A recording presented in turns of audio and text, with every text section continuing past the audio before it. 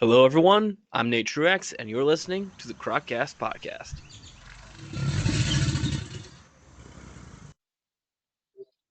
Hello, everyone. Welcome to the Croccast Podcast. I'm your host, Nate, and today I'm joined by Roy Blodgett of Wellspring Herbs. Roy, welcome to the show. Hey, thanks. Thanks for having me. I appreciate the invite.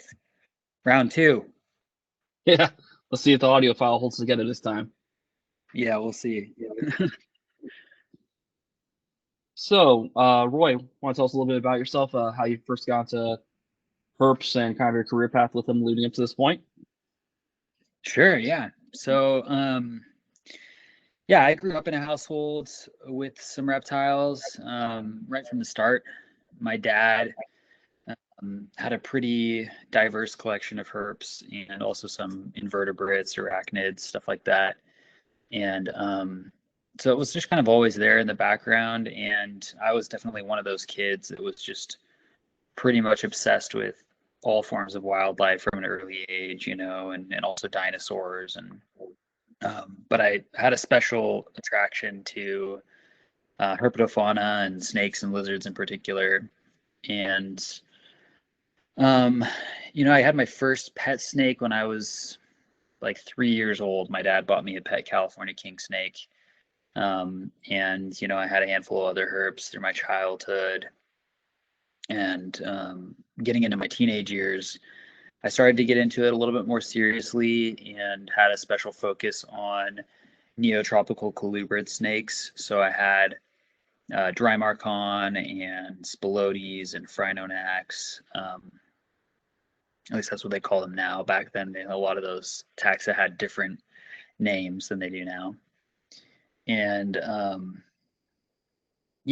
when I was about, I guess I was 17, I actually took a break from herpetoculture. I was in kind of a rough home environment, had to just get out on my own, and I couldn't really do that with a room full of reptiles. So I kind of quietly dismantled my collection and sent off all my herps, and spent the following decade kind of more focused on kind of naturalist training and skill building. So I did some wildlife tracking and just kind of generally built a repertoire of qualifications as a naturalist in this part of California. And then in 2018, I started thinking about keeping reptiles again. I was in kind of a different stage in my life, a little bit more stability, and um, the species that I really wanted to start working with again was Spilotes sulphureus, which is the Amazon puffing snake, which is a species I had kept and had the good fortune of hatching a clutch from as a teenager. The clutch that came in from a gravid wild caught female. And so I did a little bit of research and found somebody breeding those. And ultimately, kind of long story short, I ended up getting reconnected with somebody I knew back when I was a teenager who had ended up with one of the Spilotes I had hatched. And he ended up sending that snake back to me. And that kind of restarted um, my engagement with herpetoculture, after being totally absent from it for over a decade. And since then, my focus has kind of grown beyond just Spilotes. I do have a group of those that I'm working with, but I also keep a few other snake species and lizards, and have kind of a strong draw toward neotropical herpetofauna, and also kind of Mexico southwestern herpetofauna as well. So yeah, that's kind of the highly condensed answer to that question. So, what all do you have in your collection? So right now I have the Amazon puffing snakes, of course, the Spilotes, and then I also have a pair of Phrynonax polylepis, which is a smaller species in that kind of same family of like the puffing snakes. And then I have Polychrus marmoratus, which are the common monkey lizards. Sometimes they get called monkey anoles. And I have some Suriname leaf litter toads, which is a kind of new thing for me. I haven't had amphibians for a very long time. And then on the other kind of my other room, I keep a lot of temperate region species. And so I have tricolor hognose snakes. I have a South American hognose, which is a Xenodon dorbignii. I have Texas alligator lizards, Newman's knob-scaled lizards, a pair of Yucatan spiny-tailed iguanas, and then a pair of Polychrus peruvianus, the Peruvian bush anole. So I have a kind of an eclectic collection, both lizards and snakes, and then, as I said, more recently these toads arrived. And I like it that way. I like to work with species from different ecological niches. Like as a naturalist and as a natural history geek, I get a lot of enjoyment out of seeing how these species, occupy their habitats and ecological niches. And so diversity is important to me in a collection, even as I see the benefits of specialization. I tend to be more drawn to having kind of a wider array. Okay. You mentioned diversity in collection as well as specialization. One thing I noticed with your specialization is a lot of stuff from northern South America, especially. Yeah. You want to talk about that? Yeah. So yeah, that all kind of came from, starting with those Spilotes. Being those were the first things I started keeping again when I got back into herpetoculture. At some point, I wanted to start working with some other things. I wanted to work with some lizards, just for interest and enjoyment. And I was thinking, it'd be nice if I could find species that work well within the same general parameters of like temperature and climate control and all of that stuff as the Spilotes. And so I started looking at species from that same region. And that's kind of one of the general focal points in my collection is this region of the Guyana Shield, which is, yeah, as you said, northern South America, present day French Guiana, Suriname, Guyana, and parts of Venezuela. That's kind of largely what represents the Guyana Shield. And one of the interesting things about that area is that Guyana and Suriname are both are basically the last two countries in South America that still have some export quotas for herpetofauna. And so there's, the animals still coming in, new bloodlines to work with. And a lot of the species that are coming in still are species that personally I think are really interesting and have just never been established. Like the monkey lizards are a really good example of that. The Spilotes, also are a species that, there are a handful of people breeding now, but they're definitely not like broadly established within herpetoculture. And so, as someone who's participating in the practice, the broader community of herpetoculture, I want to be doing so in a way that's kind of contributing. And one of the ways I feel like I can kind of help to fit in is helping to figure out what these kind of more sensitive, unusual species might need to thrive, and try to get them to have a little bit more hype, a little bit more shine, because I think that a lot of species like that just they get overlooked and underappreciated. And yeah, I like to be kind of a champion for species like that in the trade. Yeah. So, is there any particular reason why you're drawn to that region? I think that part of it for me is like, again, as like a nature geek, as somebody who's really interested in that. There's something about the Amazon region that almost feels like it has like a mystical quality to me. It's like this dark and mysterious and enigmatic region, you know, where there's just profound biodiversity, and there's still so much within that region that hasn't been described or even um, you know, discovered, you know, by modern science up to this point. And um yeah, and I also, you know, I tend to like, just like on like a kind of superficial level, I tend to be like drawn by the appearance of herbs from that area. You know, there's so much diversity in how they inform, you know, and some species are colorful and beautiful and others are more like cryptic. And um I just I just think that's so cool to have so much diversity within one region.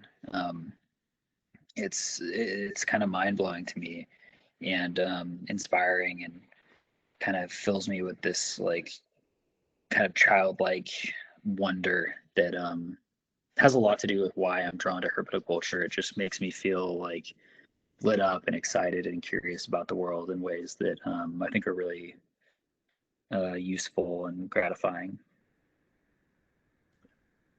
Yeah, but speaking of colorful and cryptic, you want to talk about the sulfurous, the puffing snakes? Yeah, of course. Yeah, they're a good example of that. You know, they kind of can occupy both of those um, because they're neat snakes. They're the largest, probably the longest colubrid species in the New World, and among the heaviest. There are a few species that might get heavier, you know, in the Drymarchon or maybe Hydronanastes genre, but in terms of length, you know, they're a lot of confirmed reports of them regularly exceeding 10 feet, and there are some of, you know, isolated accounts of them up to 14 feet, which I think that's probably maybe a little bit exaggerated, but I definitely think 12 feet is within range for that species. Um, and they're, you know, for all their size and impressiveness, they're not very well studied. Um, and there's probably even a few different species maybe that actually represent what we currently think of as Spiloti sulphureus, just because they occupy such a huge range, and there's some definite like geographic isolation at play that produces different color types and locality forms. But another thing I really think is interesting about them is that they're highly polymorphic, and so um, you know, when they're born, when they hatch from their eggs, they're almost all patterned in black and gray or kind of shades of brown. And as they grow, they assume a gradual ontogenetic color change. And as adults, they can be almost any color out there. You can see them that are, you know, a lot of them have bright yellow. That's where it's sulphureus, you know, the specific names comes from. But there's oranges and reds and gray browns and black and all kinds of shades of green. There are even some that have been kind of a blue color. Um, so that is such an interesting aspect of them. I think you can hatch a clutch, and you can not you don't know what the adults are going to look like really, and you know, the of course the parents will give you some idea of what's possible, but um, as an example, you know, I just hatched a clutch this past November, and the babies are slowly starting to change color now, and a lot of them are showing colors that neither of the parents had, which is kind of surprising to me and a little bit out of left field. But like the male, the sire of the clutch is a big jet black and like bright highlighter yellow snake, and the female is kind of like olivey green brown with lots of yellow. And a lot of the babies are showing like bright orange and like bright red stripes. And I'm like, okay, like where did these come from? You know, and I don't know what Guess they they look. look like as adults, but pretty I cool guess they're. to see that. Guess they take more after the mailman. Yeah, yeah, yeah, exactly. Hmm. Yeah, the UPS guy might have showed up. So What's like the care requirements in your experience with these things?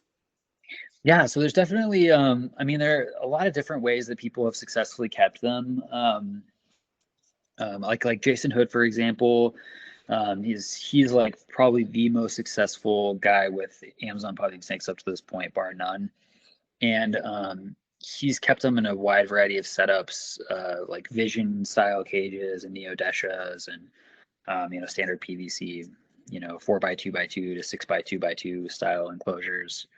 Um, I really like to, part of, again, my interest in herpetoculture is the natural ecology. And so I really like to go all out and provide the most like absurdly naturalistic displays I can. And I don't necessarily expect or anticipate that anyone else should have to do that, but it's, for me, that's like so much of the enjoyment.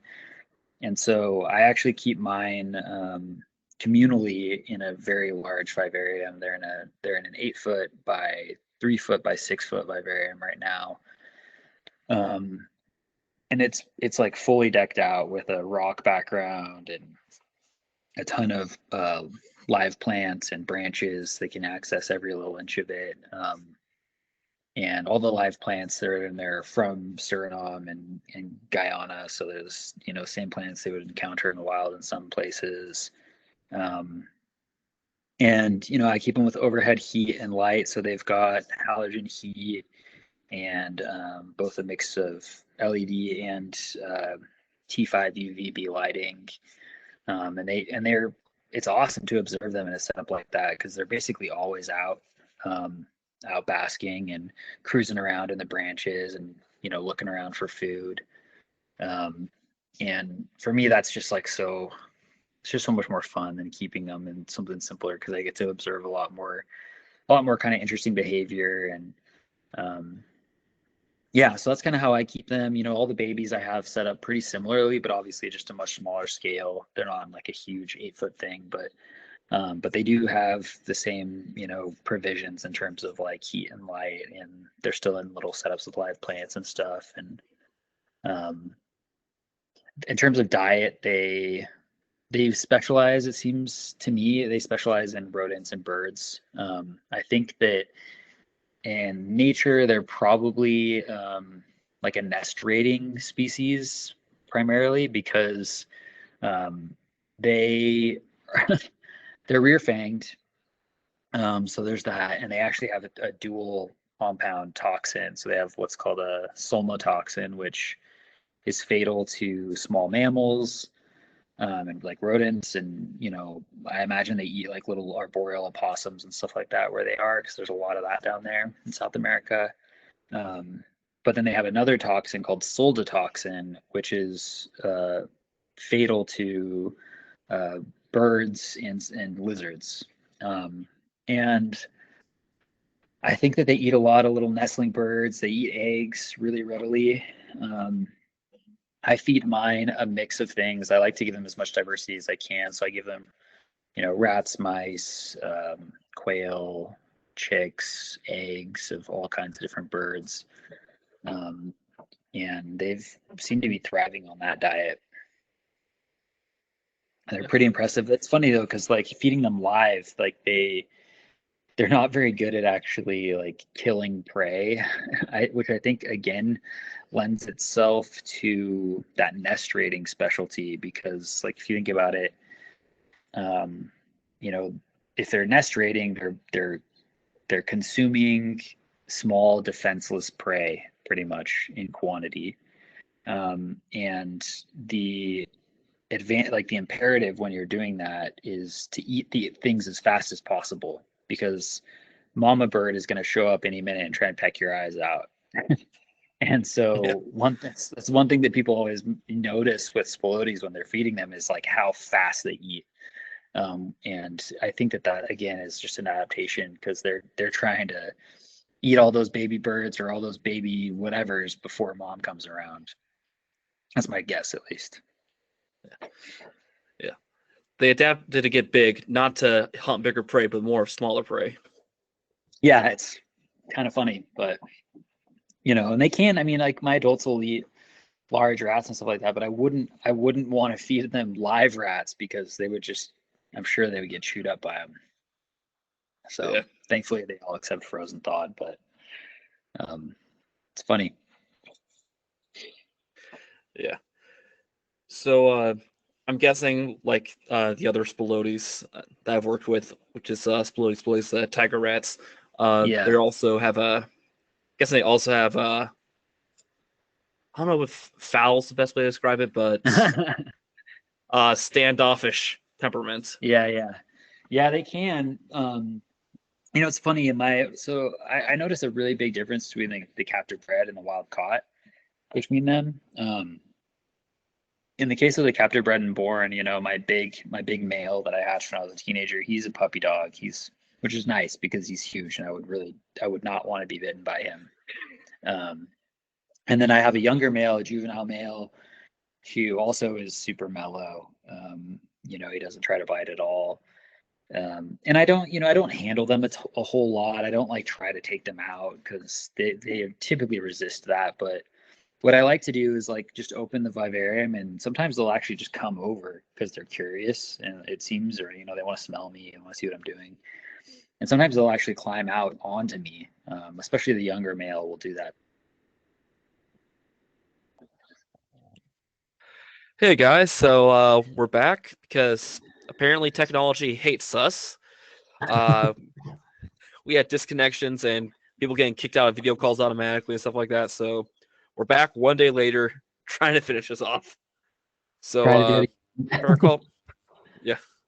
So I recall correctly, where we left off was we were talking about Puffing Snake's personalities. So I recall. Oh yeah, right. Yeah, so the temperament on the Spilotes. In my experience, the captive bred and born are pretty amenable. Like as babies, they're pretty feisty, but that makes sense. Just baby snakes, they're eaten by everything, so it pays to be a little feisty. But as they grow, they get a little bit more confident, and both of my captive bred males are really mild mannered and handleable, and even kind of curious. They'll come over and when I open the door, and one of them will even come out and climb on me a little bit and stuff. But it's a different story with the wild caught females that I have who they don't like me, and I try to just give them respect and space. And every once in a while, though, like actually it happened quite recently. I was just in the vivarium doing some basic maintenance, like cleaning and kind of pruning plants and stuff like that. And one of the females she was puffing up a little bit, and she was letting me know that she was a little bit annoyed that I was in there, but that's kind of par for the course, and I was kind of ignoring it. And then at one point she kind of went behind this big cork round where I was also kind of working, and I couldn't really see where her head was going. And then all of a sudden I just see this flash of yellow, and she just nails my hand. And so I pull back my hand and I go, "Oh my God, okay, all right, fine, I'll leave you alone today." And so, she was just kind of gave me a quick nip, a little warning bite, but they are rear fanged snakes, and given their size, it makes sense to treat them with some respect. And so, typically I'll just give them space if they're in a bad mood. Yeah, same reason you want to mess around with a pissed off false water cobra. Yeah, exactly. It's just not worth it. Let's just go back another day. Yeah. So, in your experience, what is it like breeding those things in captivity? Are they kind of difficult, or is it just not enough people have tried it? It's hard for me to even say because so I've only bred them successfully once now, and but I had I've been attempting to get them to breed for the last 3 years, and so I had a few years of failure at that, and then this last season was kind of expecting for more of the same, and then I got surprised with a good clutch that all the babies hatched, which was great. But there are some people that are really successful and consistent with them. Jason Hood is the one who stands out here in the U.S. at least. And it seems like, the biggest factor is getting healthy adults. The wild caught that come in are often just in rough shape, and it can take a while to just get them on track. With my two females that I mentioned were wild caught, it took a couple of years really to get them where they were dialed in and feeding consistently and putting on weight and just more or less, acclimated to life in captivity. And so that seems to be the biggest hurdle, I think. And then beyond that, what I've done to cycle them is I simulate kind of wet and dry seasons in the vivarium. So, because where they come from is right on the equator pretty much, there's no real change in daylight hours. There's no like photoperiod change, but there's really significant precipitation changes throughout the year. And so, I'll go for a couple months without really misting very heavily, and then I'll just start misting really, really heavily for a couple months. And that will usually stimulate some behavioral changes. And then the other thing I do on top of that is I adjust their food intake. So in the dry season period of the year, I feed them less frequently, but usually with larger meals. So maybe every 3 weeks, I'll give them, one medium rat or something like that. And then when the wet season cranks around, I feed them weekly, but with smaller meals. So I'll give them like, 3 chicks once a week or something like that. And, because like I think that that's something that they would experience to some degree, in their native range. And in the wet season, there's just greater abundance in every way. There's more prey availability, and that tends to be when a lot of birds and stuff like that are having their babies. So it seems to work. Yeah, gotcha. So, in review of this species, what type of keeper would you recommend this for? I'm guessing more advanced, more well able to provide like bigger space and stuff like that. Yeah, I think that they're definitely not a beginner species. Although, I mean, in some ways, I was a beginner again. When I got back into them and started working with them again. And so I think it's, it just depends on the type of person you are. If you're a younger person, doesn't have any experience with reptiles, then it's probably not the best beginner species. But there are some people out there who are just really, meticulous, that could be fine with them as their first snake or something. They're in the minority though. I would definitely say on average they're kind of an intermediate to advanced level species. Particularly the wild caught. I would say the wild caught are definitely an advanced level species for most folks. Capture bred and born are a lot easier. But yeah, the other thing is, like you said, the space requirements are significant. I think that just given their size, they kind of need at minimum a 6 foot vivarium, setup, but ideally even larger than that is better. I'm hoping to eventually, I'm going to be pretty soon here actually building out an even larger setup for my adults. And it's going to be almost 12 feet long. It's going to be like a big built-in thing in my herp room. But yeah, that is like probably the biggest factor, honestly, to limiting their growth in the hobby and herpetoculture is just their size. They're demanding snakes in that regard. Yeah. Well, I mean, the upsides of them being kind of niche is that not a huge demand for it. So Yeah, totally. It's always going to be one of those things that I think is kind of niche, and I hope that they stick around. I also think that actually, they're a great species for like public displays, like zoos and aquariums and stuff like that, because they're so big and they're so impressive, and they're also diurnal and really, really visible when they're kept in large spaces like that. Like typically, any time I go into my herp room, most or all of them are just out basking in the branches, and that's so nice to see. With a species, it's one of the reasons why I like them. It can be a bit less fun when you have something that hides all the time. yeah, shout out to all Blodgett keepers. Yeah, exactly. And I love Boiga, but that is one of the downsides, is they like to hide being a nocturnal species or a nocturnal taxa, I should say. Yeah. So you keep, like I said, we talked about earlier yesterday, you keep a lot of other Guyana shield species, including said monkey anoles is one of them when do want to get to Yeah. them. But I did notice one glaring missing species, Uh-huh. Paleosuchus. So Oh yes, yeah, there we go. Someday, I wish. I think that might be a struggle here in California for me to get my hands on those guys. But maybe if I get like a public display someday going, and then they can yeah. get a good excuse for that. That would be fun. I was just actually looking at somebody who had, I think they were in Ecuador. They had just posted a picture of one. They were like on a night hike, and it was just in this really shallow creek, just right there. It's so cool to see a small crocodilian like that. They would inhabit these small streams even. I always think of crocodilians, being in big water, but Yeah. very cool. Yeah. If I recall correctly, one of the defining differences between Trigonotus, the Schneiders, and Palabrosus, the Cuviers, is their habitat preference. Is that Trigs prefer, like you said, these really small, shallow bodies of water and like deep forests and stuff like that. Yeah, Whereas the Cuviers prefer much larger rivers and lakes and tend to be more open habitat, like savannas, or more open gallery very forests. cool.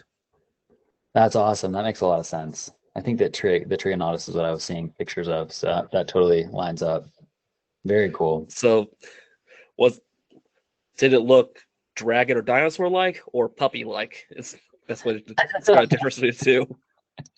Yeah, it's true.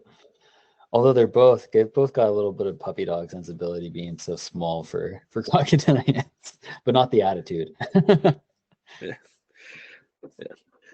So one of the species you also mentioned was monkey anoles. You want to talk about Yeah. those?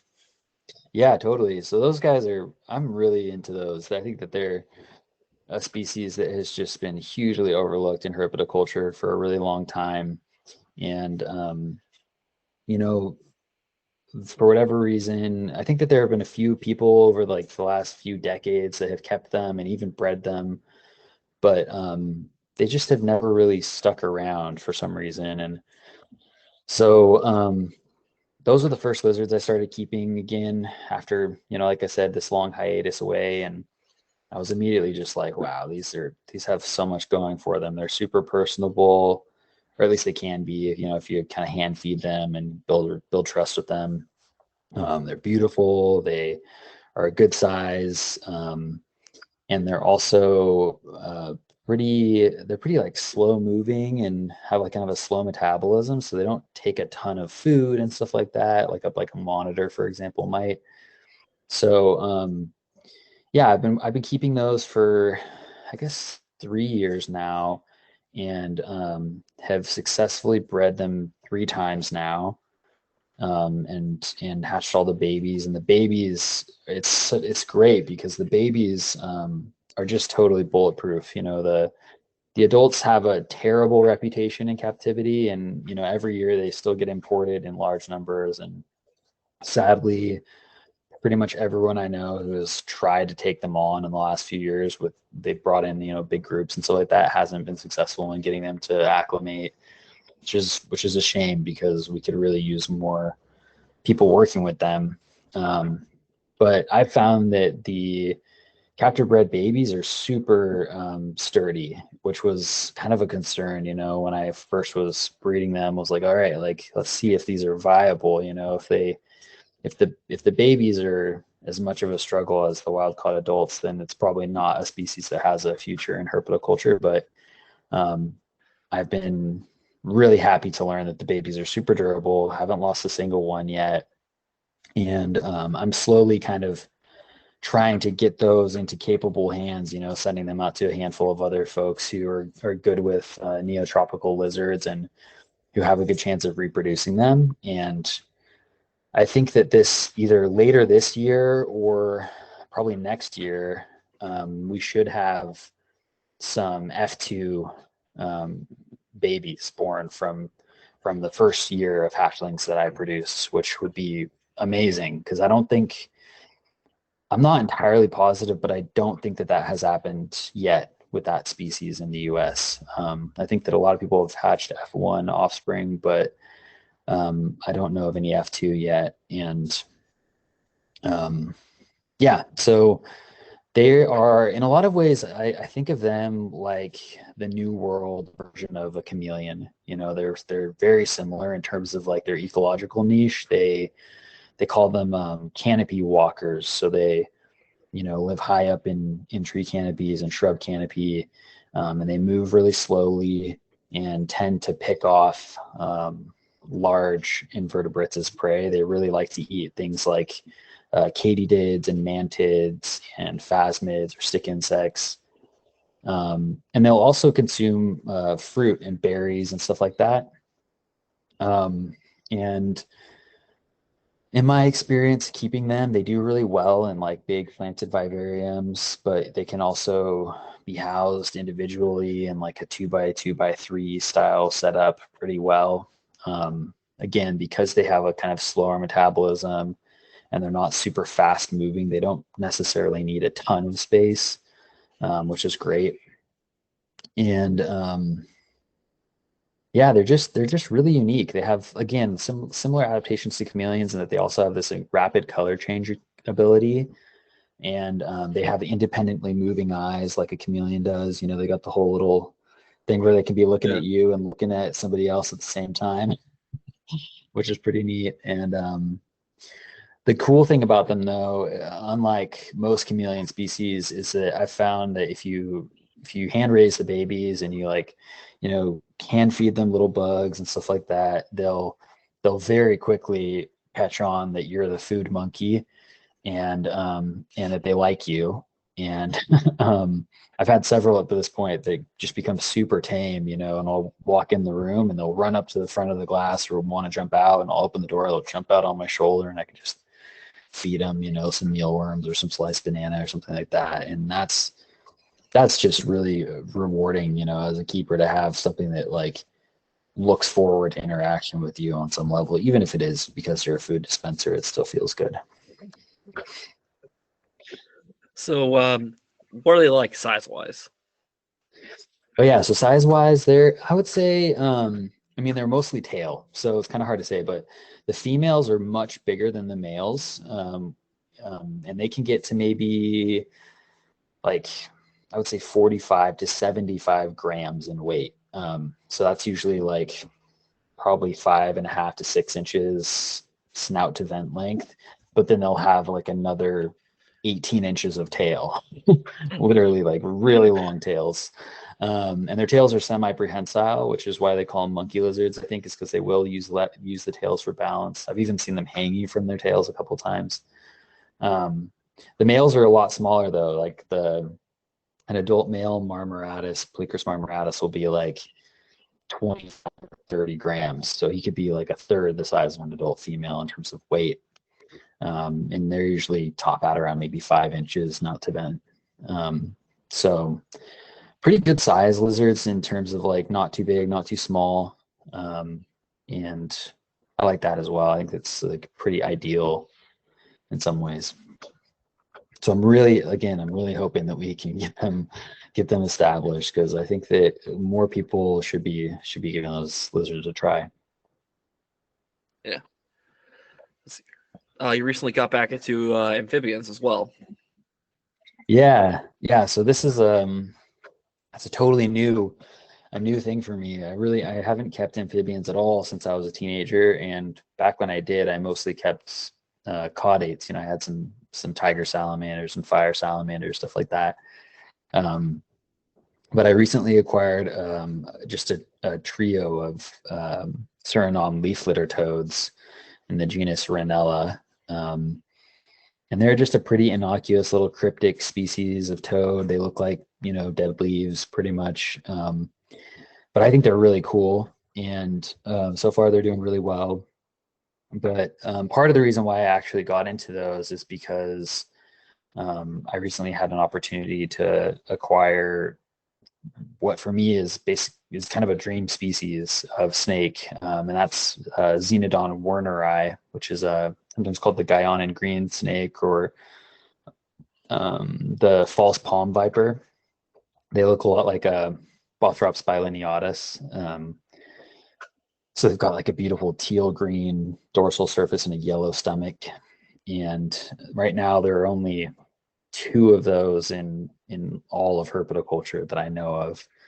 And those in their native range are primarily frog and toad eaters. That's what they like to eat. And so part of the reason why I got these toads was to help with scenting prey items and stuff like that, to entice these werneri to hopefully eat reptilynx or something like that.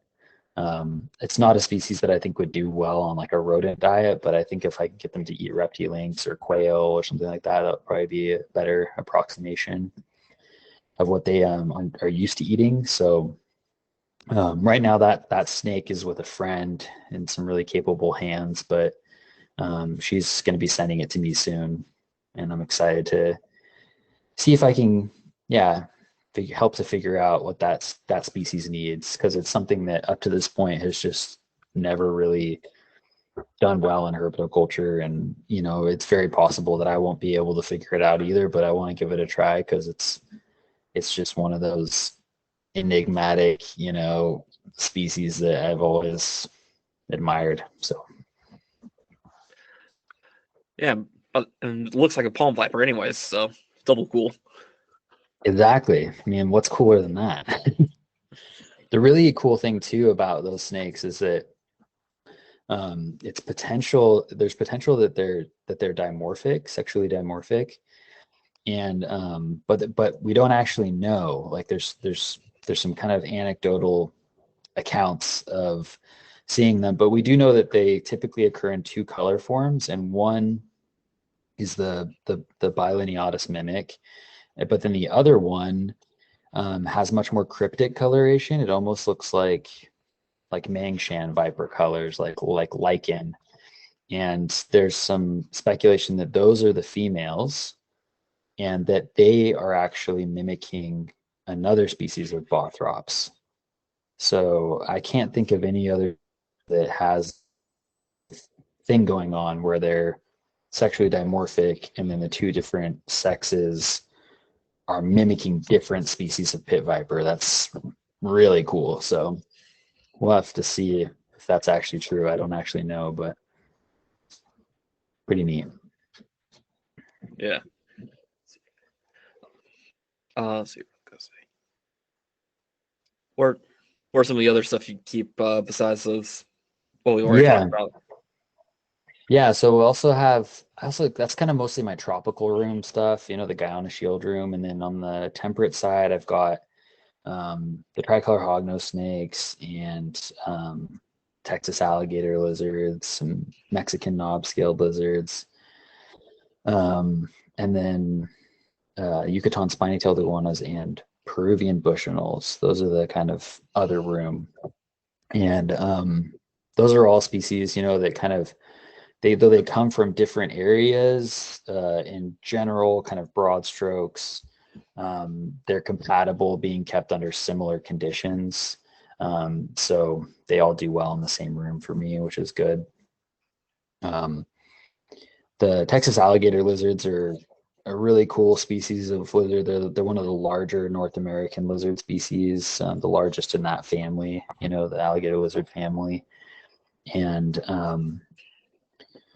I just hatched my first clutch of those, which was really exciting. I got my original pair as little babies and raised them up, and it was great to bring it full circle and hatch some babies of them as well. And those are really cool lizards. I think that, again, another species that has a lot of potential just because they're easy to care for. They're pretty amenable to handling and interaction, which I really like. And they're also they produce a lot of eggs, which is amazing. This female laid a clutch of 28 eggs, which kind of blew me away. And that's not even really atypical. It's common eggs.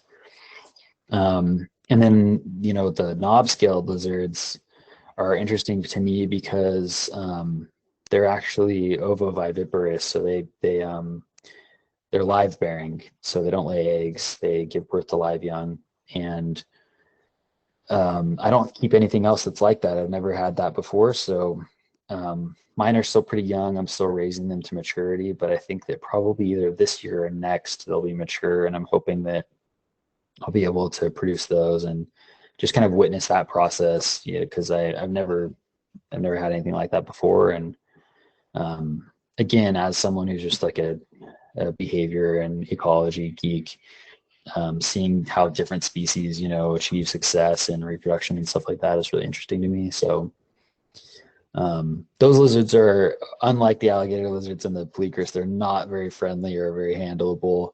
When I have to do health checks on them, sometimes I go noodling for them, as I call it. I'll stick my fingers in the crevices where they are and just wait for them to bite me so I can pull them out. But It really is like noodling. It really is. Like they latch on and they bite pretty hard, but they're really interesting lizards. I think that it seems like a really strange cross, but for me they remind me of like if you crossed like a night lizard with a Gila monster, like a beaded lizard, and because they've got these really kind of beaded scale texture like a Gila or a beaded lizard would, but they're these crevice dwelling, dorsally flattened lizards, much like night lizards are. So really weird, oddball creatures, but I like them.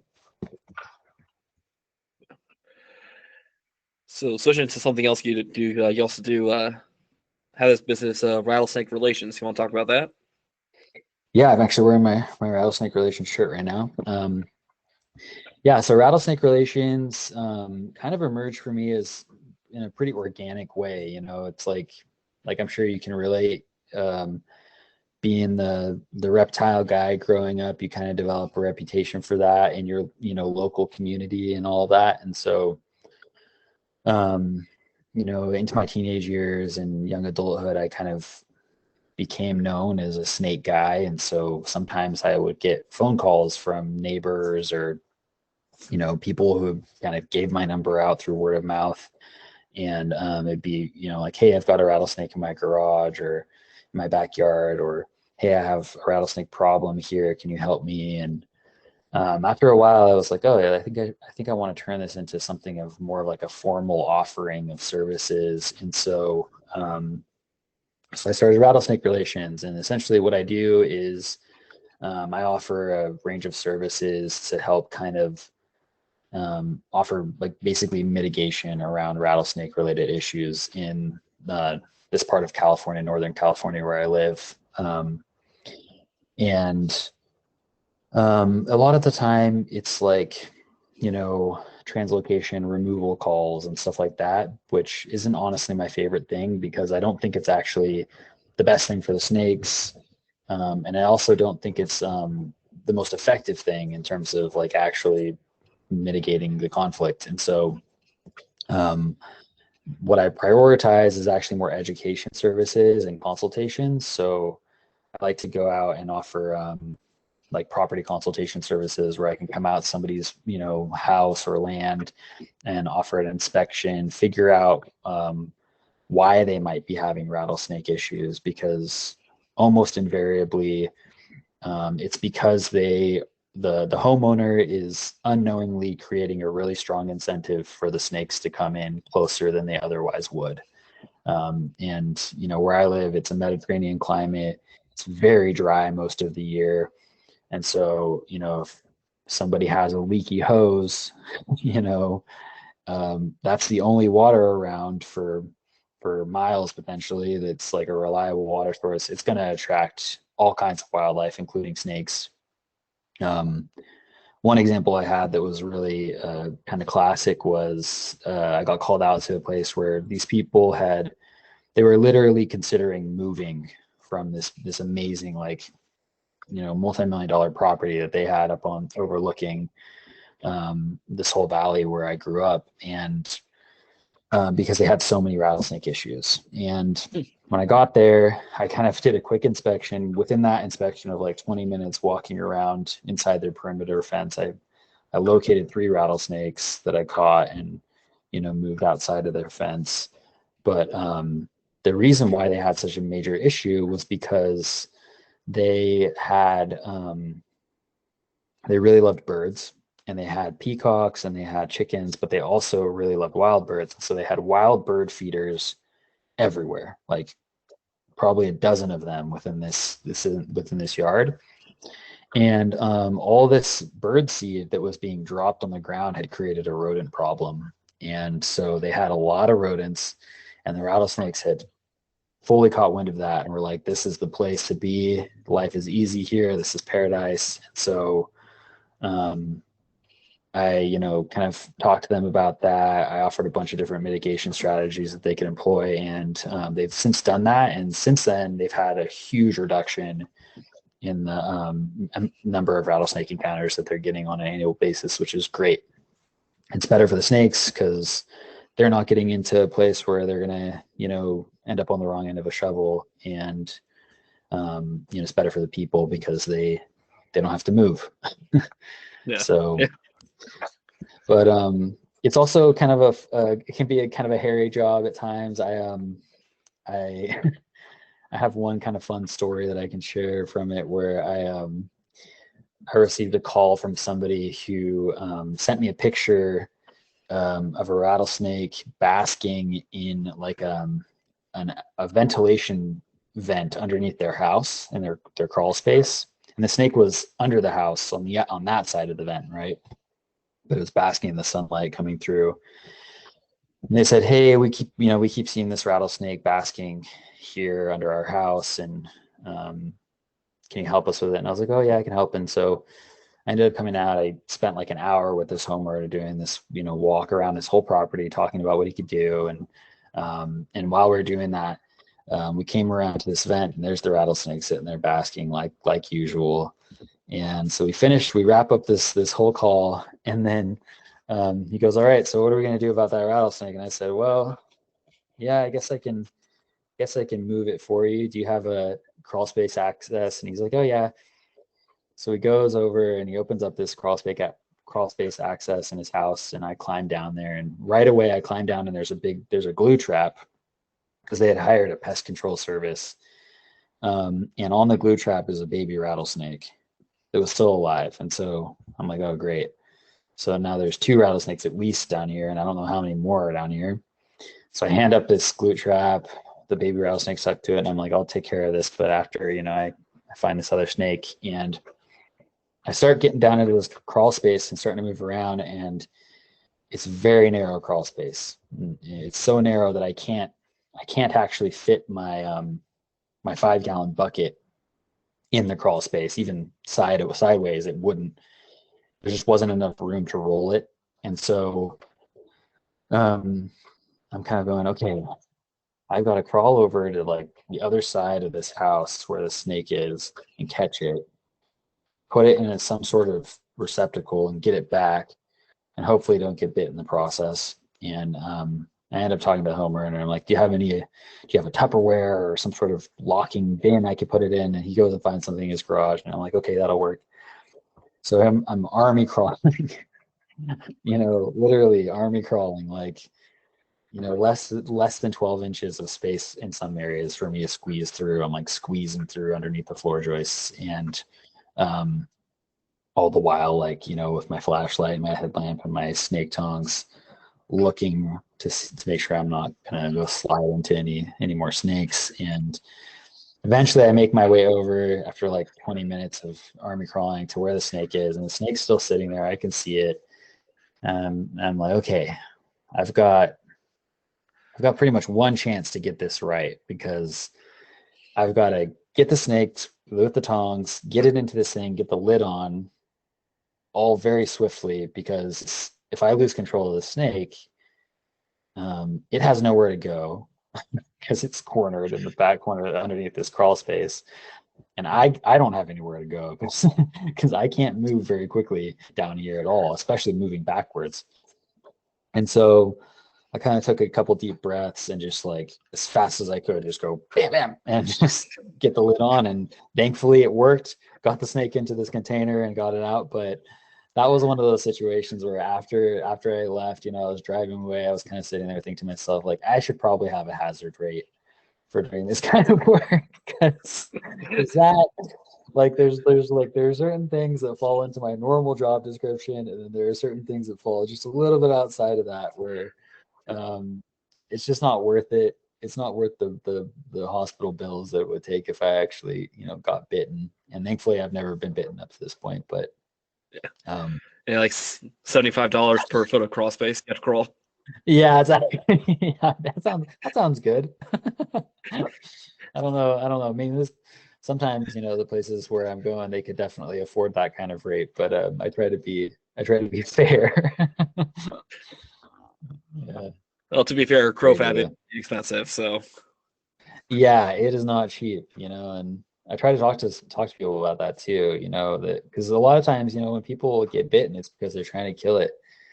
At least my experience with rattlesnakes around here is that they just want to get away from you, and they're never going to go out of their way to bite you. But if you're going after them with a shovel or otherwise cornering them, then they absolutely will. So I try to tell people, it's better to not get them into that state, because if you do get bit, it's really expensive, and sometimes people are willing to hear that, and other times you get the only good snake is a dead snake kind of attitude, but what can you do?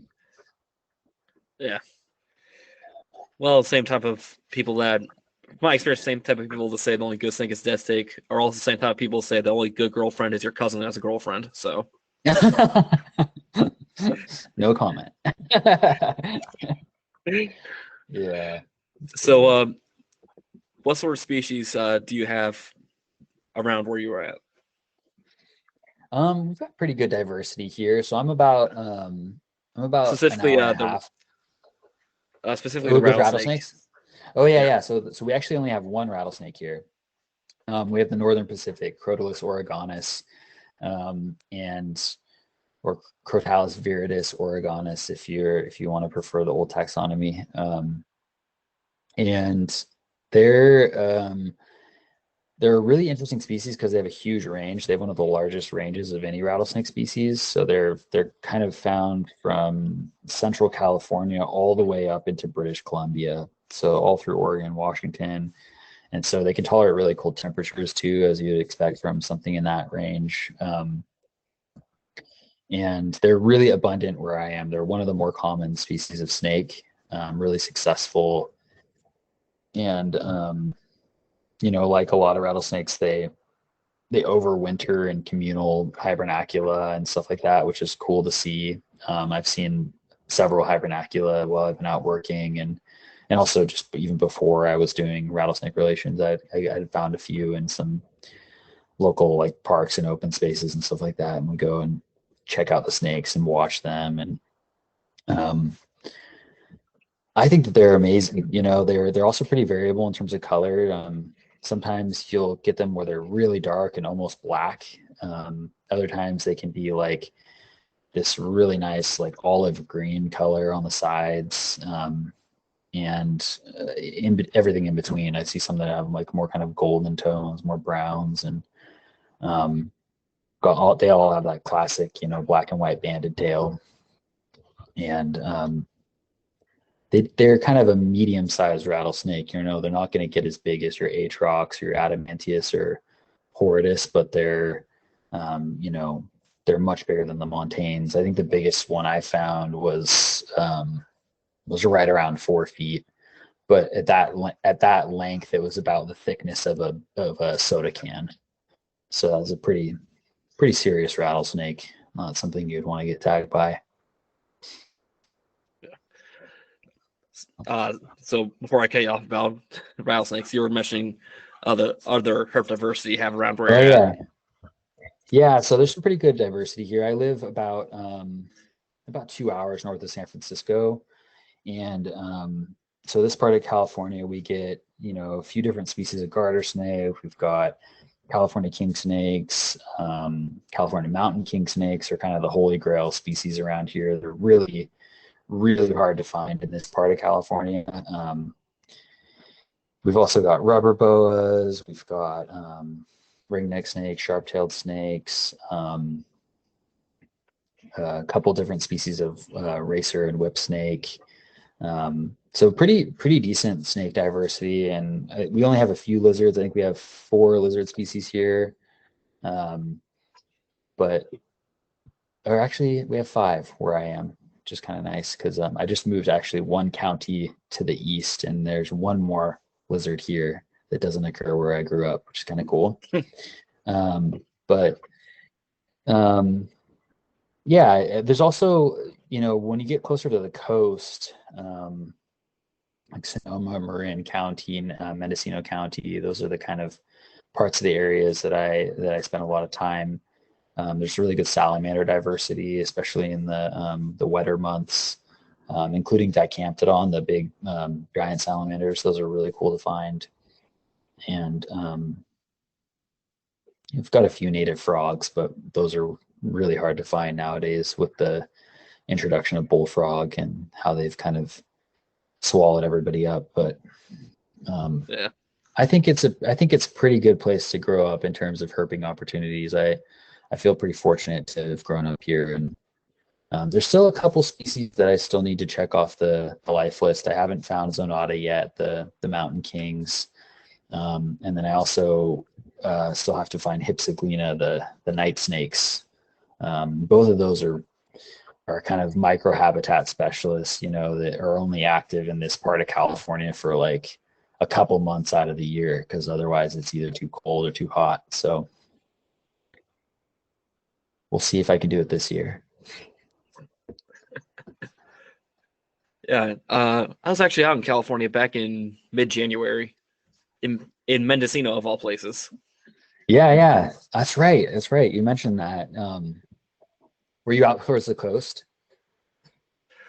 Yeah, like 15 minutes from Mendocino itself. Oh yeah, okay. So yeah, you were right out there. That's a pretty amazing area. Really beautiful out there. Nice rugged coastline and some pretty cool herps too. Where I am, it's more interior. So actually, I lived in Mendocino County up until a couple months ago, but on the interior side, where it's like 20 degrees hotter, sometimes 30 degrees hotter in the summer, and it's pretty amazing how much it changes within, like, you know, you drive like an hour inland from the coast and suddenly you're in a total, like, it's like you may as well be in the desert when it's the summertime, because it's just where I live. It's, you know, I'm only, let's see, probably 2 hours from the coast, but it's about 120 degrees in the summer here sometimes. So it gets nasty. So, so do you have any like planned herping trips, or have you gone on any like herping trips that you want to talk about? You know, I mean, I really would like to do some local trips this year to try and actually target Zonata and Hypsiglena, those 2 snakes that I haven't found yet. Part of the reason why is because actually I live much closer now to where Zonata occur in this county. They're just isolated to a couple different high elevation zones. And I'm only about 30 minutes away from one of those. So I'm really going to give that a shot. If I can find time between all my other responsibilities. But, you know, there's a lot of herping that I want to do, you know, across the United States and honestly across the globe. I think that in the next few years, I'd really, really like to get down to South America, down to the Guyana Shield, and actually witness some of these habitats firsthand of the species that I keep. And I haven't, you know, had a chance to do that yet, but I think that in the next couple of years, it's going to happen finally. So no active plans at the moment, but some strong intentions to make it happen. Gotcha. Yeah. What about you? Me, well, I'm poor, so no big major trips. That's kind of my biggest issue with it too. Yeah. But Not cheap. my cousin does have a wedding down in Kentucky in July. I know some. I follow. I know someone on Instagram. We follow each other. Mhm. Herp down there, so I might do like a long weekend down there. Nice. Yeah, that sounds great. But you know, I do need to do a lot more serious herping around my neck of the woods. Mhm. But even though it'll only lead to just more northern water snakes. So, I mean, Nerodia are pretty cool. I think they're cool snakes, but I imagine if you live with them, you'd probably get like anything else, you just get habituated to it. It's less fun after a while. yeah. Isn't there a Nerodia species invasive in California? Yeah, I think that there is. I think there's one species. I'm not sure which one it is, but I think they have two populations. One of which is a few hours from me, actually, Sacramento, California. I've never actually tried to go see them, but I remember encountering that somewhere online, like reading that what Nerodia in California, and sure enough, they're established and reproducing in these little pockets. So just goes to show how resilient those animals are, because it's a long way from home for them. Yeah. Yeah. Let's see here. There's, I'll say, 3 species slash subspecies of Nerodia where I'm in Ohio. But Nice. and one of them called is the Lake Erie water snake is only found in a small pocket of Ohio. So Oh only wow, found on a cool. few. It's only found on a few islands off the northwest coast of Ohio. Very cool. That's so cool. I love little endemic things like that, endemic populations, and getting to actually see them, and just how they can be, really different even from mainland populations just a little bit away. It's so cool to see that kind of thing. Yeah. Uh, is there anything else you want to talk about? Um, I mean, I think that's kind of most of what I had in mind to cover. What about you? Any tags you want to get on before we call it good? Uh, Before we wrap it up, where can people Yeah. find you online? Oh, yeah. So, where can you find me? I'm on Instagram. I have a couple different accounts. I've got one for Rattlesnake Relations, and then I've got another one for my herpetoculture project. That's at Wellspring Herp. You can find me on Facebook, Roy Arthur Blodgett. And I've got, oh, actually, I have, if I may, I can plug. I have a podcast as well called Project Herpetoculture. So you can check us out on there. We're on Instagram, Facebook as well. Mostly just talking about nitty gritty of keeping reptiles, and yeah, I welcome any sort of feedback from folks, any questions or anything like that you want to talk about. I'm always happy to talk herps, so please feel free to get in touch. All right. Well, with that, call it a wrap for today.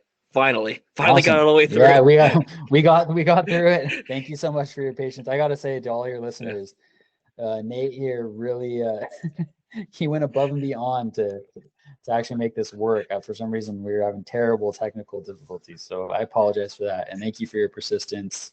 Thank you again for the opportunity to come on and talk about what I do. I appreciate it, and it's always good to talk to good folks in the herp world. So thanks for that.